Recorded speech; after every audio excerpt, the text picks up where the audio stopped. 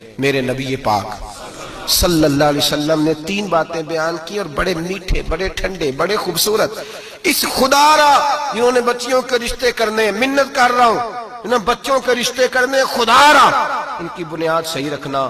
ہم تو ایک سائیڈ پہ ہو جائیں گے، بڑے لوگ تو بڑی جلدی کونوں میں گھس جائیں گے. ان کو آگ میں نہ جھونکنا، خدا را بیٹے کے ساتھ ظلم نہ کرنا، بیٹی کے ساتھ زیادتی نہ کرنا. ان کو ساری زندگی آپس میں جھگڑنے کے لیے تنہا نہ چھوڑ دینا.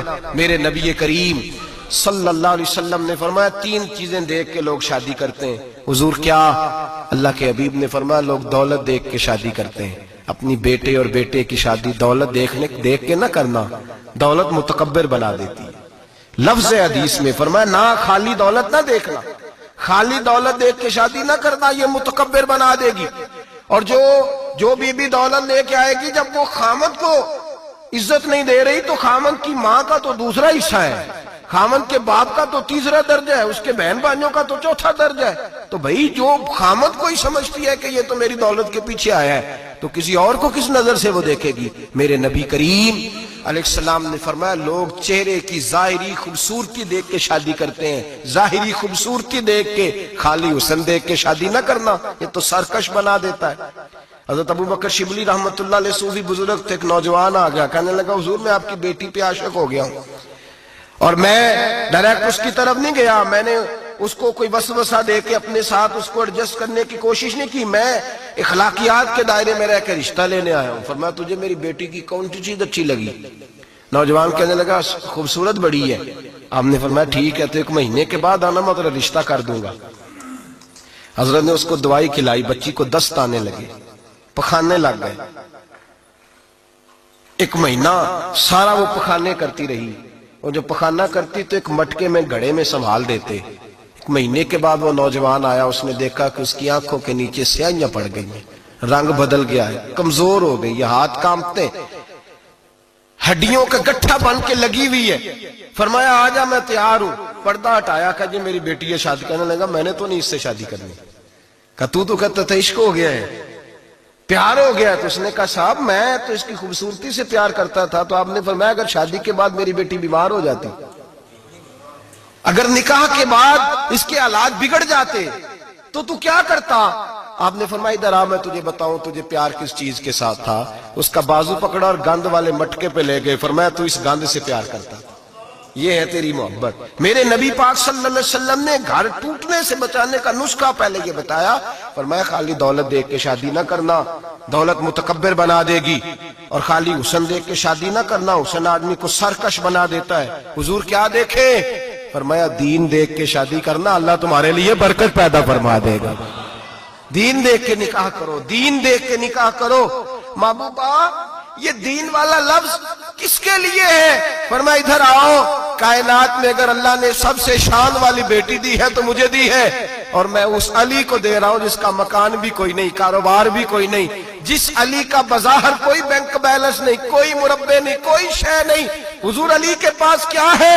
فرمایا میرا علی عشاء کے بعد قرآن شروع کرتا ہے تو فجر سے پہلے ختم کر دیتا ہے. میرا علی صبح کی نماز کے وقت تلاوت شروع کرتا ہے تو ظہر سے پہلے قرآن مجید پڑھ دیتا ہے. فرمایا رزق کھاتا ہے، تھوڑا کھاتا ہے پر حلال کا کھاتا ہے. فرمایا پاکیزہ روٹی کھاتا ہے. اور جب میدان میں نکلتا ہے تو برادری کے لیے نہیں نکلتا، جب تلوار لے کے نکلتا ہے تو یہ مکے کے لیے نہیں لڑتا، یہ تلوار لے کے نکلتا ہے تو قومیت کے لیے نہیں لڑتا. محبوب کس لیے لڑتا ہے؟ فرمایا یا خدا کے لیے لڑتا ہے یا محمد مصطفیٰ کے لیے لڑتا ہے. اس کی تلواریں پاکیزہ، نظریات پاکیزہ. دیکھو میں بیٹی کا نکاح کہاں کر رہا ہوں. میرے بھائی تو نے رشتے کی بنیاد ٹھیک نہیں رکھی تو یہ ٹوٹ گیا. لیکن آپ کہتے ہیں مصری صاحب آپ نے نیچے جو ہے نا وہ بنیاد، اس کی بیس جو تھی، نیو جو تھی وہ صحیح نہیں تھی تو دیوار گر گئی. جب بنیادی حسن تھا تو مان پڑ گیا، ختم ہو گیا معاملہ.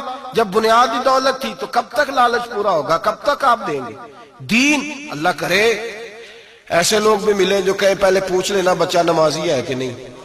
اللہ کرے کہ رشتے ڈھونڈتے وقت یہ کوئی پوچھنے لگ جائے. اللہ کرے کہ کوئی پوچھنے لگ جائے کہ بچی پردہ دار ہے کہ نہیں. اللہ کرے کوئی پوچھنے لگ جائے کہ بچہ قرآن شریف کے ساتھ دلچسپی رکھتا ہے کہ نہیں.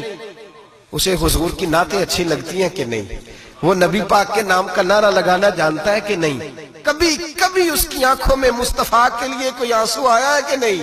کبھی وہ تڑپا ہے کہ نہیں، کبھی وہ رویا ہے کہ نہیں، کبھی اسے محبوب پاک علیہ السلام کی غلامی پہ ناز ہوا ہے کہ نہیں، کبھی ایسا ہوا ہے کہ وہ سر پہ پگڑی باندھ کے، چہرے پہ داڑھی سجا کے، سفید رنگ کا جوڑا پہن کے شیشے کے آگے کھڑے ہو کے کہتا ہو آج میں بڑا حسین لگ رہا ہوں اس لیے کہ میں اپنے محمد عربی کے لباس پہ لپٹا ہوا ہوں، اپنے رسول کا میں نے انداز اپنایا ہے۔ اللہ کرے ایسے بھی ہونے لگے، یہاں تک ہوتا ہے۔ اماں کہتی ہے بیٹے پیر صاحب سے کہنا تھوڑا موقع دیں، تیری شادی کر لیں، اس کے بعد ٹھیک ہے پھر داڑھی شاڑی۔ تو میں کہا کرتا ہوں بیوی لانی کاہے کو ہے جسے داڑھی پسند نہیں، لانی کاہے کو ہے جس کو داڑھی پسند نہیں۔ اگر ہماری بچیاں چھوڑ دیں ڈائجسٹ پڑھنا، چھوڑ دیں ادھر ادھر کی مووی دیکھنا، اور وہ کتاب و سنت پر آ جائیں، تو بہت سارے مسائل ایسے ہیں جو الجھنے سے پہلے ہی سلجھے ہوئے ہوں۔ آپ کو بڑے درد سے یہ بات عرض کرتا ہوں، اگر دن میں 100 لوگ مسئلہ پوچھتے ہیں نا شریعت کا، تو ان میں 95 لوگ وہ ہوتے ہیں جو طلاق کا مسئلہ پوچھتے ہیں۔ والد صاحب نے، بیٹی کے والد صاحب نے 2 مہینے پہلے آرڈر دیا ہوتا ہے فرنیچر کا، بیٹے کی شادی ہو تو مہینہ پہلے شیروانی والے کو بھی کہنا پڑتا ہے، گاڑیاں بک کرانی پڑتی ہیں، میرج ہال بک، یہ سارے لوازمات ہم کرتے ہیں، سارا کچھ کیا۔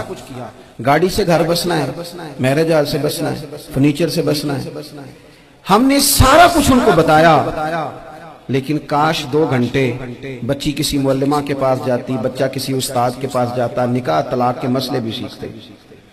میں دعوے سے کہتا ہوں اگر ہمیں پتہ چل جائے کہ 3 طلاقیں اکٹھی نہیں دینی چاہیے، کیونکہ دے دیں تو ہو جاتی ہیں، اگر ہمیں سمجھ آ جائے کہ نہیں دینی چاہیے، یہ مسئلہ بیان ہو، اور یہ والے مسئلے محفلوں میں بھی نہیں بیان کر سکتے، اس لیے کہ لوگ کہیں گے مسئلہ تو وہ بیان کریں گے اس پہ نعرے لگیں گے، آپ قوم کو یہ کیا بتا رہے ہیں، یہ تو چھوٹا عالم بتاتا ہے معاذ اللہ اس طرح کی باتیں، کہ بڑی بڑی کوئی نقطے کی بات بتائیں، وہ اس طرح ہمارے ہاں وہ 1 گھنٹہ پہلے نہیں کہتے تگڑے ہو جو میں جملہ دینے لگا، وہ پتہ نہیں جملہ آ رہا ہے کہ ایٹم بم آ رہا ہے، تیار ہو جاؤ جو میرا جملہ ضائع نہ کرنا، ادھر بھاگ کے چلا گیا ادھر بھاگ کے آ جاؤ، اللہ جانے وہ جس طرح کبھی لگتا ہے نا پٹاری سے، اللہ جانے کیا نکلے گا، میں جملہ دینے لگا ہوں، تو میں کہتا ہوں تو آرام سے بیٹھ کے بھی جملہ دے دے، تیرے جملے سے کیا نکلے گا، اور تو جملہ نہ دے ہمیں کوئی آیت دے، تو جملہ چھوڑ ہمیں کوئی حدیث پاک سنا، یعنی ہر نقیب، ہر خطیب، ہر نعت خواہ اٹھ کے کہتا ہے سارا قرآن ہی حضور کی تعریف ہے، اور بھئی اگر سارا قرآن حضور کی تعریف ہے تو چند آیتیں پڑھ دے پھر تو نے پڑھی تو ایک بھی نہیں، اور تو کہتا جا رہا ہے سارا قرآن ہی حضور کی تعریف ہے، یہ والی تعریف بھی تو سنانا قوم کو، جو یہ بچے ان کے استاد انہیں سکھا رہے ہیں اور یہ سیکھ رہے ہیں، اس طرف بھی تو سفر کریں۔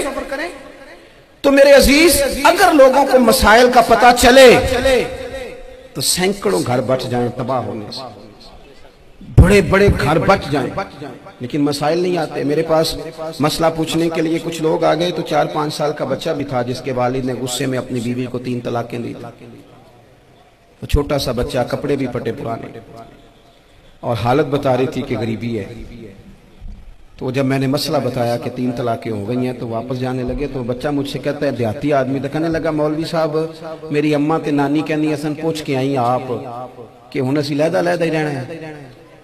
تو اس بچے کی نونہال کی وہ کیفیت دیکھی تو میں رو پڑا، میں نے کہا یار یہ بچہ بیچارہ ماں باپ کے ہوتے ہوئے یہ یتیموں جیسی زندگی گزارے گا کیونکہ باپ نے طلاق دے دی، کس طرح مسائل نہیں بتائے لوگوں کو، تعلیم سے آگاہی نہیں کیا، اور اس میں بہت بڑا ظلم ہے ان لوگوں کا بھی جو جنازے پہ کھڑے ہو کے تو کہہ دیتے ہیں میری طرح کے لوگ اچھے علماء کی بات نہیں کرتا، وہ کہہ دیتے ہیں دیکھو جن لوگوں کو جنازہ نہیں آتا، بھئی آپ نے کس دن عشاء کے بعد کلاس لگائی تھی جنازہ سکھانے کی، یہ تو آپ نے کہہ دیا لوگوں کو قرآن کی ٹھیک نہیں آتا، تو یہاں تو بیچاری بیبیاں جن کو صحیح پڑھنا نہیں آتا وہ مشن بنا لیتی ہیں کہ میں نے اتنے 100 کو قرآن پاک پڑھانا ہے، بیوہ ہو گئی ہوں، طلاق یافتہ ہو گئی ہوں، ساری زندگی قرآن پڑھاؤں گا۔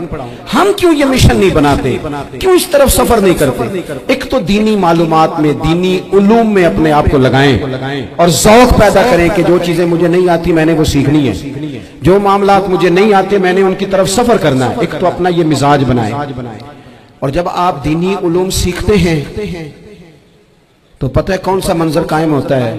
منظر وہ بنتا ہے کہ حضرت ابو ہریرہ بھی دین سیکھا کرتے تھے، حضرت عبداللہ ابن عمر بھی اصحاب صفہ میں رہا کرتے تھے، حضرت انس بن مالک بھی رہا کرتے تھے، اور ایسا منظر بنتا ہے کہ حضرت سیدہ خدیجہ الکبریٰ رضی اللہ تعالیٰ عنہ فرماتی ہیں سیدہ فاطمہ حضور کی گود میں بیٹھی ہوتی تھی اور نبی پاک سے باتیں پوچھتی تھی، اور حضور انہیں بتا رہے ہوتے. سیدہ عائشہ حضور سے دین کی باتیں پوچھتی.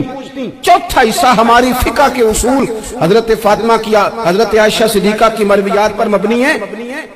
اگر ہماری بچیاں چھوڑ دیں ڈائجسٹ پڑھنا, چھوڑ دیں ادھر ادھر کی مووی دیکھنا, اور وہ کتاب و سنت پر آ جائیں, تو بہت سارے مسائل ایسے ہیں جو الجھنے